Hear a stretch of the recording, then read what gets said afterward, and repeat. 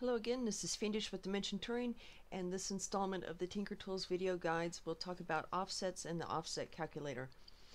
Offsetting is one of those functions that's almost as intimidating as configuring up a rotation when it doesn't need to be. But what is an offset?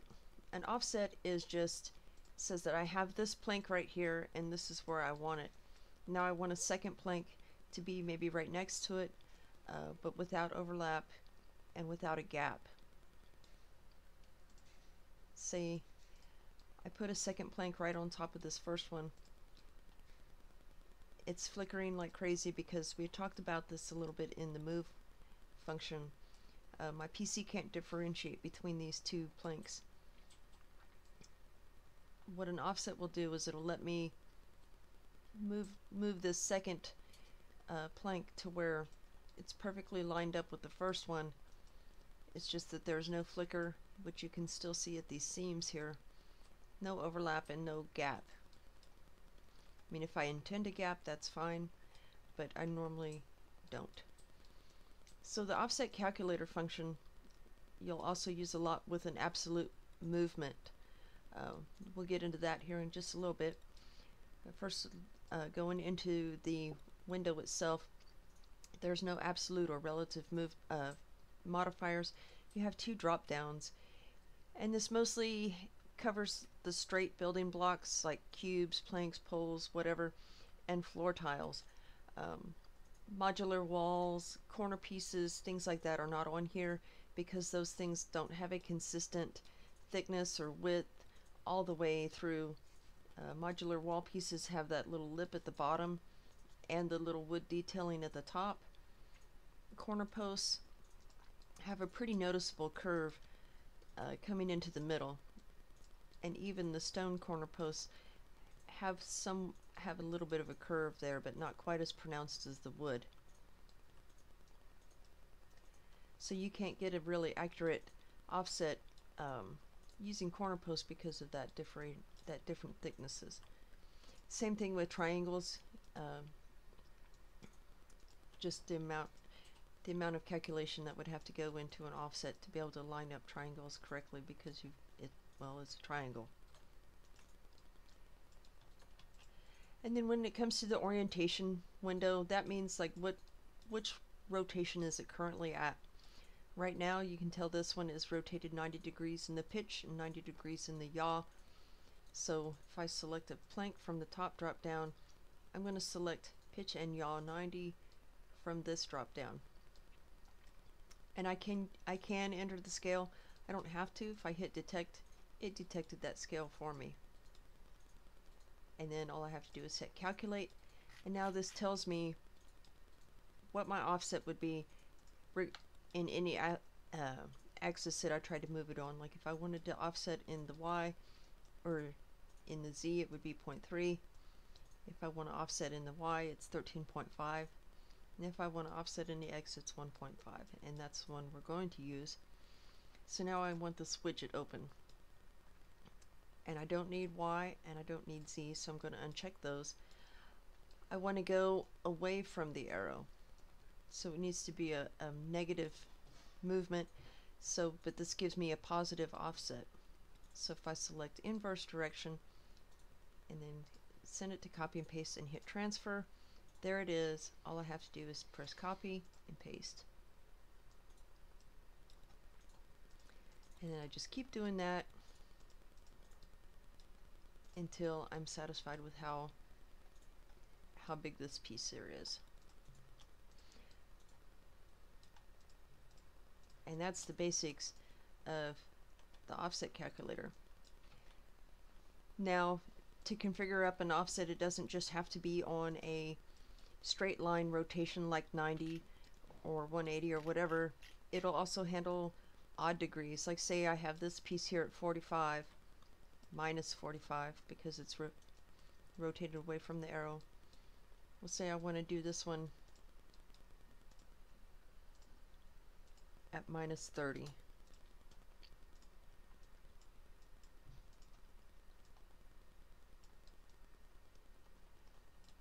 And I want to do this one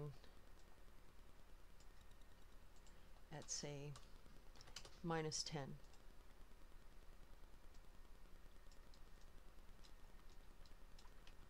So we'll come back to the original rectangle. I'm going to, I actually do want to select the type of building block it is when you start talking about offsetting in these odd rotations. So for orientation, technically it's a transformed X, but I want to move it in the Z. So I'm going to select transform Z. Then we'll move that and that. And then I can hit detect and then calculate. And now it gives me a direction of movement. And I already know that I do want it inversed. So I'm going to transfer. Oh, get rid of that one. Make sure I clear out the stuff from the last copy and paste. And there it is. So that just takes out a whole lot of the headache from trying to offset on an angle. And it would be the same principle for this.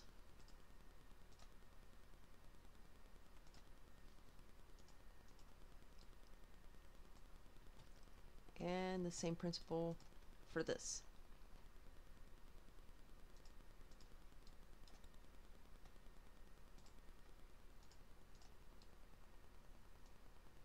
And of course, if I wanted to go in the direction of the offsets given, then I would uncheck that inverse direction box.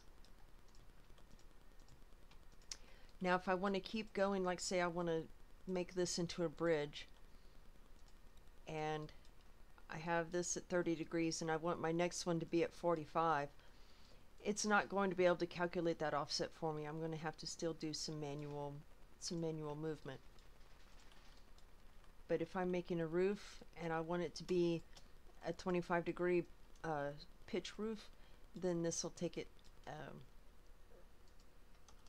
it'll do a really good job of lining that up to where it's all straight and even.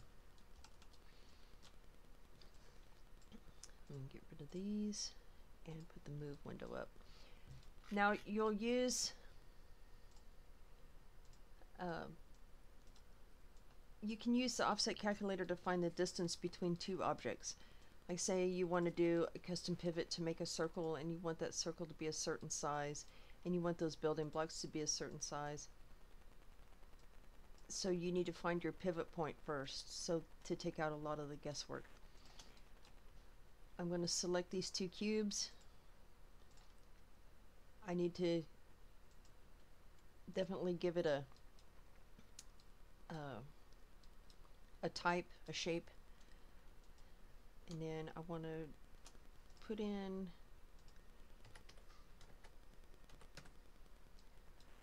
the scale. I'm going to get rid of copy and paste. I want to detect and then calculate. And now what it does is it tells me how far apart these two are, and it's only in one axis. So now I want to take this. I don't want to inverse the direction. I want to transfer it to the move window, but not like that. Need to check the X box and uncheck the Y and the Z and transfer, and then I can click this reload button and that gives me a point. So now that I have a center point, I have this pole,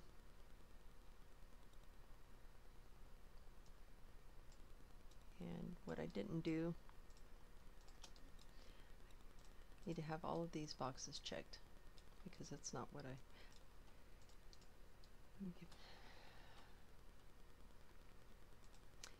giving out some bad information here, and that's bad.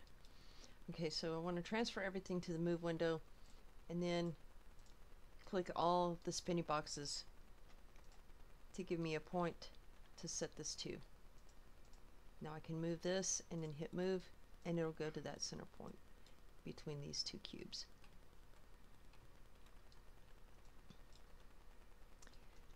And that's how easy it is to find a center point between two objects using the offset calculator and an absolute move. So we can do it again.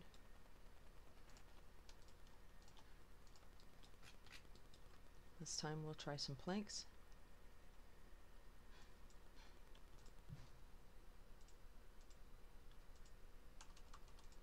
rotate them. You don't have to put the scale in there, but it helps for more accuracy.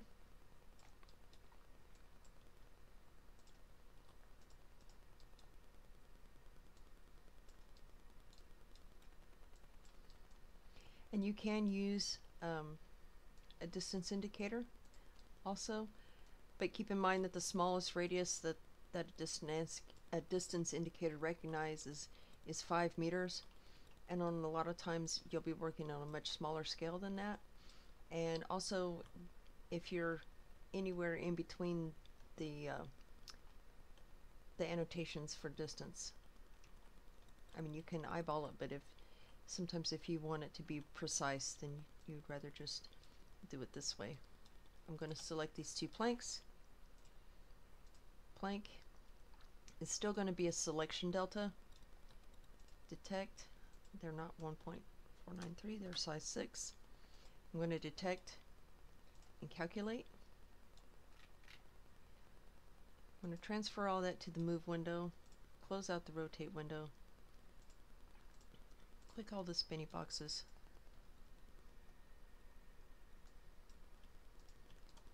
and move that pole there. And now it's perfectly found the center. Another thing that you can do with that is if I get rid of this and I say I want to have something, there we go. Now I've got these 3 planks here perfectly spaced out to do whatever I want to do with those.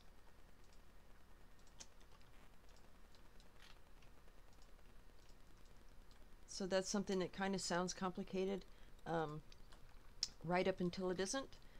Next time we'll be getting started on the meat and potatoes of Tinker Tools with copy and paste. Until then, happy building.